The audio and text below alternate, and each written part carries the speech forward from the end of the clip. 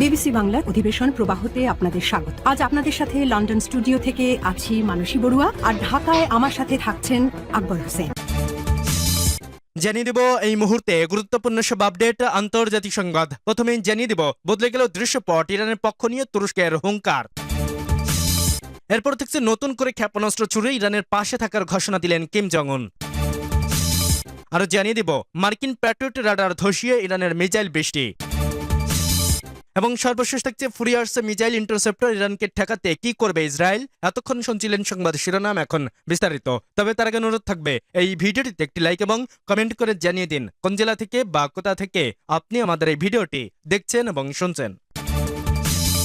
বদলে গেল দৃশ্যপট, ইরানের পক্ষ নিয়ে তুরস্কের হুঙ্কার। হঠাৎ করেই বদলে গেল দৃশ্যপট। কিছুদিন আগেও ইরানের পক্ষে তেমন কোনো উচ্চ বাক্য না করলেও এবার সুর বদলেছে তুরস্ক। ইরানের পক্ষ নিয়ে সরাসরি হুঙ্কার দিয়েছে এরদোগানের দেশ। অন্যদিকে ইরানের সর্বোচ্চ নেতা নির্বাচিত হওয়ার পর প্রথম আনুষ্ঠানিক ভাষণে কঠোর হুঁশিয়ারি উচ্চারণ করেছেন মোস্তফা খামেনি। খবর এসেছে এবার দুই দেশের বাহিনী যুদ্ধের ময়দানে লড়বেন ইরানের পক্ষ নিয়ে। 28 ফেব্রুয়ারি শুরু হওয়া এই হামলার পর সেই সংঘাত ছড়িয়ে পড়েছে, তা 13তম দিনে গড়িয়েছে। এ পর্যায়ে এসে বিশ্বকে করা সতর্কবার্তা দিয়েছে তুরস্ক। বৃহস্পতিবার তুর্কি পররাষ্ট্রমন্ত্রী হাকান ফিদান বলেন, ইরান যুদ্ধের পরিণতি ইতোমধ্যেই পুরো অঞ্চল জুড়ে অনুভূত হতে শুরু করেছে। এই সংঘাতে ছড়িয়ে পড়ার ঝুঁকি এখনো একটি গুরুতর উদ্বেগের বিষয়। ইরানের আঞ্চলিক অখণ্ডতা নিয়ে কোনো প্রশ্ন তোলা উচিত নয় এবং রেজিম চেঞ্জ বা দেশটির শাসন ব্যবস্থা পরিবর্তনের কোনো চেষ্টাও করা উচিত হবে না। এর আগে ফিদান বলেন, ইসরায়েলের নোংরা যুদ্ধ লেবাননকে ধ্বংস করার ঝুঁকি তৈরি করেছে। তিনি সতর্ক করে বলেন, লেবাননের উপর ইসরায়েলি বোমা বর্ষণ বন্ধ করতে হবে। হামলা অব্যাহত থাকলে দেশটি ভেঙে পড়ার ঝুঁকিতে পড়ে।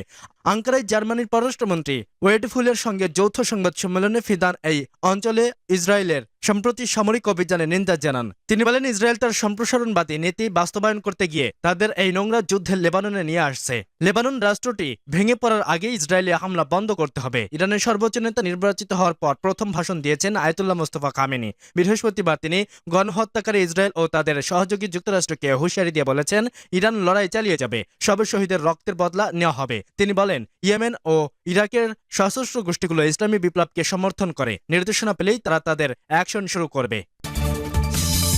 নতুন করে ক্ষেপণাস্ত্র ছুড়ে ইরানের পাশে থাকার ঘোষণা দিলেন কিম জং উন। ইসরায়েল ও যুক্তরাষ্ট্র ইরানের ওপর হামলা করার পর সবাই যখন চুপ ছিলেন, ঠিক সেই মুহূর্তেই সর্বপ্রথম যুক্তরাষ্ট্র ও ইসরায়েলের বিরুদ্ধে অবস্থানের উত্তর কোরিয়ার প্রেসিডেন্ট কিম জং উন। কোনো মুসলিম দেশ ইরানের পাশে না দাঁড়ালেও কিম ঠিকই ইরানের পক্ষে তার অবস্থান জানিয়ে দেন। এই যুদ্ধে ইরানের সাথে যখন যুক্তরাষ্ট্র কোনোভাবেই পেরে উঠছে না, ঠিক তখনই ইরানের পারমাণবিক অস্ত্র ব্যবহারের কথা ভাবছে ট্রাম্প। তবে ট্রাম্পের এমন ভাবনাকে বৃদ্ধাঙ্গুলি দেখিয়ে গর্জে উঠেছে উত্তর কোরিয়ার শক্তিশালী নেতা কিম জং উন। এমনকি এই যুদ্ধে ইরানের পারমাণবিক হামলা হলে আমেরিকাকে পাল্টা হামলায় গুড়িয়ে দেবে বলে হুঙ্কার দিয়েছেন তিনি।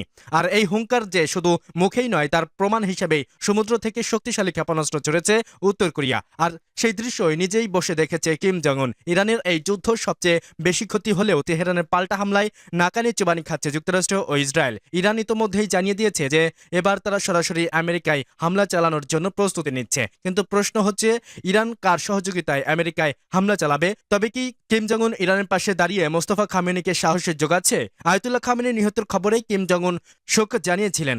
এছাড়াও ইরানের নতুন সর্বোচ্চ নেতা মোস্তফা খামেনিকে ট্রাম্প মেনে না নিলেও তিনি ট্রাম্পকে কোনো তোয়াক্কা না করেই মোস্তফা খামেনিকে সমর্থন জানিয়েছিলেন। একই সঙ্গে তারা মার্কিন যুক্তরাষ্ট্র ও ইসরায়েলের সামরিক হামলাকে অবৈধ ও শান্তি বিনষ্টকারী বলে কঠোরভাবে নিন্দা জানিয়েছেন। তবে নতুন খামেনিকেও সরিয়ে দিতে তার উপর হামলা চালায় ট্রাম্প, আর তাতেই তিনি প্রাণে বেঁচে গেলেও আহত হন। আর সেটি মোটেই মেনে নিতে পারেননি উত্তর কোরিয়া। আর তাই আমেরিকাকে নিজেদের বিধ্বংসী রূপ দেখাতে এবার শক্তিশালী মিসাইল ছুড়েছে কিম। এবারের মিসাইল ছুড়ে ট্রাম্পকে যেন তিনি কঠোরভাবে সতর্ক করে দিলেন। আমেরিকার শত্রু দেশ ইরানের সঙ্গে অনেক আগে থেকেই বেশ ভালো বন্ধুত্ব রয়েছে কিম জং উনের। আর তাই যুক্তরাষ্ট্র ইসরায়েলকে কোনো পাত্তা না দিয়ে মধ্যপ্রাচ্যে চলমান যুদ্ধের মধ্যেই নিজেদের পারমাণবিক সক্ষমতা দেখাতে আবারও ড্রয়াস্টার জাহাজ থেকে ক্রুজ মিসাইল ছুড়েন কিম জং উন। এ নিয়ে কোরিয়ান সেন্ট্রাল নিউজ এজেন্সি জানিয়েছে, এই যুদ্ধকালীন পরিস্থিতি কমান্ড ও নিয়ন্ত্রণ ব্যবস্থার পরীক্ষা করা এবং জাহাজটির নাবিকদের শীঘ্রই নৌবাহিনীতে মোতায়েনের জন্য প্রস্তুত করতে মিসাইল ছোড়ার নির্দেশ দেন কিম জং উন।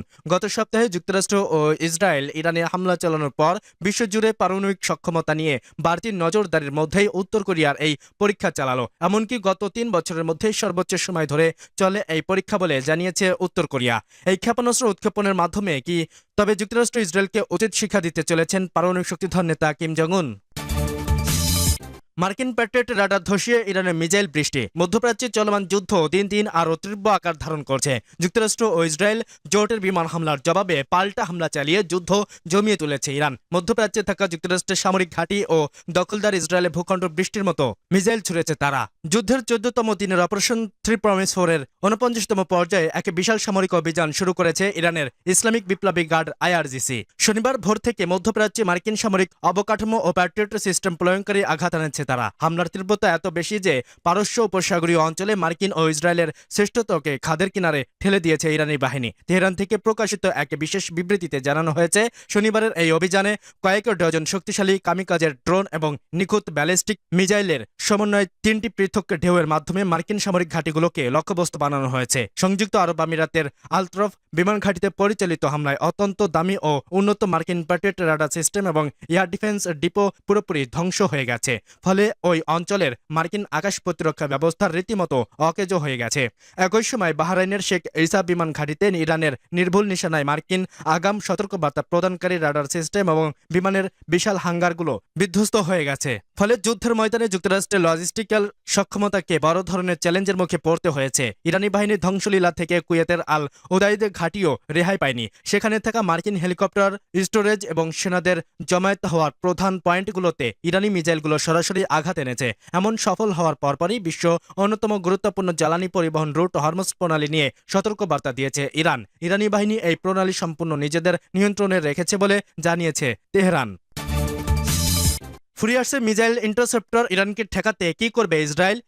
ইসরায়েল যুক্তরাষ্ট্রের যৌথ হামলার পার হয়েছে 16তম দিন। একই সাথে হামলার জবাবে একের পর এক অত্যাধুনিক মিসাইল ছুড়েছে তেহরান। এতে অনেকটা ধরাশয়ী হয়ে পড়েছে তেল আবিব। এর মধ্যে ফুরিয়ে আসছে তাদের ব্যালিস্টিক ক্ষেপণাস্ত্র প্রতিরোধকারী ইন্টারসেপ্টর মজুদ। যুক্তরাষ্ট্রকে এমনটাই জানিয়েছে বেনিয়ামিন নেতানিয়াহু সরকার। মার্কিন কর্মকর্তাদের বরাতে শনিবারে তথ্য জানিয়েছে ওয়াশিংটন ভিত্তিক সংবাদ মাধ্যম সেমাফ। প্রতিবেদনে বলা হয়, গত বছর ইরানের সঙ্গে যুদ্ধে জড়ানোর সময়ও ইসরায়েল ইন্টারসেপ্টর সংকটে ছিল। এবার ইরানের ধারাবাহিক ও ব্যাপক ক্ষেপণাস্ত্র হামলার কারণে দেশটির দূরপাল্লার আকাশ প্রতিরক্ষা ব্যবস্থা বড় ধরনের চাপের মুখে পড়েছে। এদিকে বিভিন্ন সংবাদ মাধ্যমের খবরে বলা হয়েছে, ইরান তাদের ক্ষেপণাস্ত্র ক্লাস্টার মিউনিশন ব্যবহার করেছে। এতে ইসরায়েল ইন্টারসেপ্টরের ঘাটতি আরও বেড়ে যেতে পারে বলে আশঙ্কা করা হচ্ছে। মার্কিন কর্মকর্তারা জানিয়েছেন, যুক্তরাষ্ট্রের নিজের ইন্টারসেপ্টরের কোনো সংকট নেই, তবে ইসরায়েলের মজুদ কমে যাওয়ার বিষয়টি তারা গুরুত্বের সঙ্গে দেখছেন। ইসরায়েল আয়রন ডোম ব্যবস্থা মূলত স্বল্প দূরত্বের রকেট ও হামলা প্রতিরোধে কার্যকর। অন্যদিকে দূরপাল্লার ব্যালিস্টিক ক্ষেপণাস্ত্র ঠেকাতে তারা ইন্টারসেপ্টর ব্যবহার করে। যুদ্ধবিমান ও অন্যান্য প্রতিরক্ষার সক্ষমতা থাকলেও ইন্টারসেপ্টরই দেশটির আকাশ প্রতিরক্ষার প্রধান ভরসা। গত বছর জুনে ইরানের সঙ্গে 12 দিনের সংঘাতে যুক্তরাষ্ট্র 150টিরও বেশি থার্ড ইন্টারসেপ্টর ব্যবহার করে। ওই সংঘাতের সময় 5 দিনই প্রায় $240 কোটি প্যাট্রিয়ট ইন্টারসেপ্টর ব্যবহৃত হয়। পরে চলতি বছরের জানুয়ারি থেকে থার্ড ব্যবস্থার উৎপাদন বাড়ানোর উদ্যোগ নেয় যুক্তরাষ্ট্র।